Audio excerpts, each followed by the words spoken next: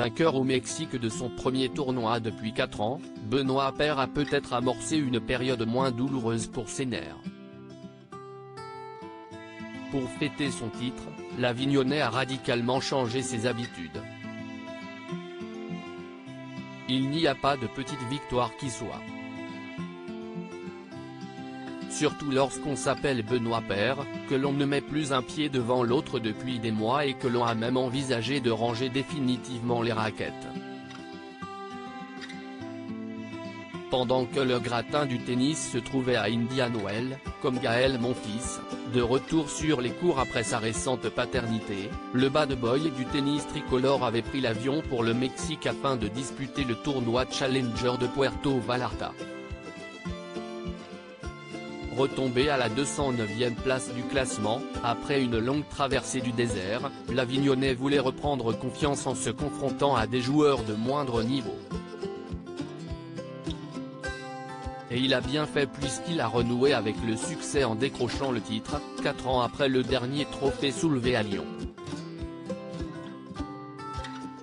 De quoi savourer pleinement le gigantesque feu d'artifice en conclusion du tournoi. Des soirées arrosées aux soirées Netflix de cette expérience bienfaitrice pour son classement, il est remonté au 168e rang mondial. Benoît Paire en a gardé que des bons souvenirs, qu'il a d'ailleurs immortalisés.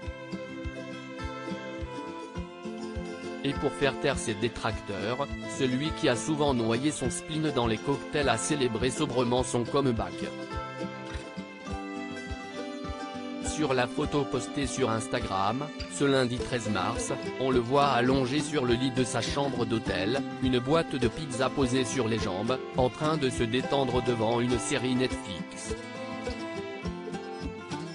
Voilà comment je fête mon titre. J'ai bien changé, a-t-il écrit, faisant référence aux soirées arrosées dont il était coutumier. Les bars ne manquaient pourtant pas dans cette charmante station balnéaire.